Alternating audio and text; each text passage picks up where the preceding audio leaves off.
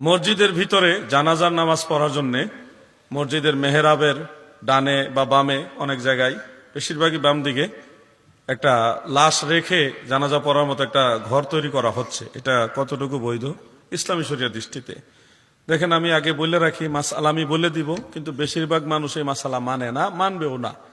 তো মানা না মানা এটা তাদের ব্যাপার, কিন্তু মাসআলা যেটা আমি বলে দেই, মসজিদে জানাজার নামাজ পড়া জায়েজ যদি ধুলাঝড়, কোনো ঘূর্ণিঝড় কিংবা বৃষ্টি অথবা কোনো ধরনের প্রতিবন্ধকতা মাঠে বাইরে থাকে।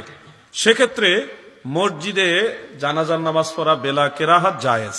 ফতোয়া আলমগীরের মধ্যে মাসালাটা আছে।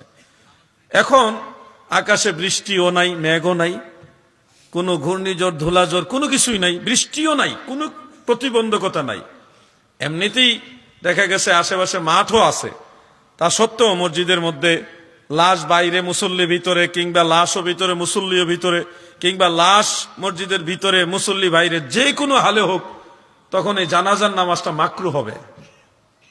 কি হবে?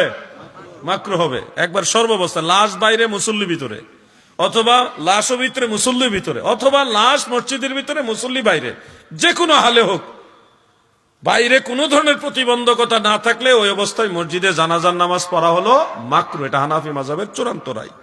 হ্যাঁ, যদি কোনো এলাকায় মাঠ না থাকে, শহর এলাকায় যেরকম ঢাকা যান, চট্টগ্রামে যান, জানাজা পড়ার মতো পর্যাপ্ত মাঠ নাই, সেক্ষেত্রে ওজরের কারণে ওনারা মসজিদে জানাজার নামাজ পড়তে পারবে।